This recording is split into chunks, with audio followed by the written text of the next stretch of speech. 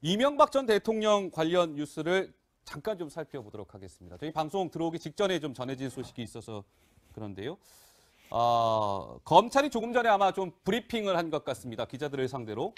근데 이명박 전 대통령 소환 관련해서요. 검찰 소환이 이제 언제쯤 이루어질 것이냐. 이게 화두였는데 검찰이 조금 전에 뭐 입장을 밝힌 것 같다는데 노 기자 어떤 내용입니까? 네, 일단은 3월 소환이 유력한 것으로 전해지고 있다. 이 말부터 전해드리도록 하겠습니다. 일단은 평창 그 개회식 이후에 폐회식까지 하고 나서는 부를 것 같다는 얘기가 많이 있었잖아요. 네. 일단은 지금 이제 정리를 좀 해드리자면 이명박 전 대통령에 대한 수사가 서울중앙지검과 서울 동부지검 두 군데로 나눠져 있었는데 동부지검에서 하던 수사를 다 정리를 한 이후에 중앙지검에서 모두 모아서 수사를 하기로 했습니다. 그래서 조금 전에 검찰에서 밝힌 이후로는 3월 소환을 유력하게 검토를 하겠다. 속도가 조금 빨라지는 것 같은 그런 분위기입니다. 예, 3월 소환.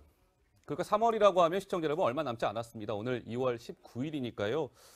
이제 얼마 안 있으면 이명박 전 대통령이 검찰의 지금 계획에 따르면 다음 달에 소환이 될 것 같습니다. 오늘 이명박 전 대통령이요. 강남구 대치동에 있는 사무실에 출근을 했습니다. 매주 월요일 날 참모들과 모여서 대치동 사무실에서 회의를 하는 것으로 알려져 있죠. 이명박 전 대통령의 오늘 모습입니다. 만나보시죠. 다스 소송비 대납 정말 관여 안 하셨습니까? 네. 그럼 김백준 씨한테 책임이 있다는 말씀이신가요? 네.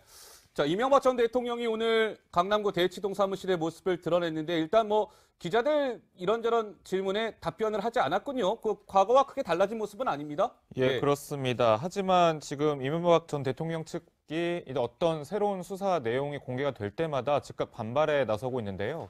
뭐 어제는 이제 뭐 어떤 추가적인 그런 의혹들을 좀 반발을 했었는데 이런 얘기였습니다. 뭐 일단 다스의 그런 미국 법인의 그런 오펀병을 뭐 삼성이 됐다 뭐 이런 주장에 대해서 어떤 조건을 가지고 그러니까 이건희 회장이라든지 뭐 관계자들의 그런 사면을 조건을 내걸고 삼성이 지원을 해줬다라는 그런 진술이 나왔다라는 보도에 대해서 사실이 아니고 이건희 회장의 그런 사면은 어떤 국민적인 그런 뜻에 따라서 사면을 한 것이다라고 이제 반박을 나섰는데 예. 이처럼 즉각 반발에 나서고 있습니다. 뭐 본인은 지금 보시는 것처럼 이명박 전 대통령은 사무실 출근할 때마다 별 얘기를 안 하고 있어요. 하지만 이제 정제된 언어로 좀 보도자료를 계속 내면서 즉각 반발하고 있는데요. 왜냐하면 지방선거가 사실 120일도 남지가 않았습니다.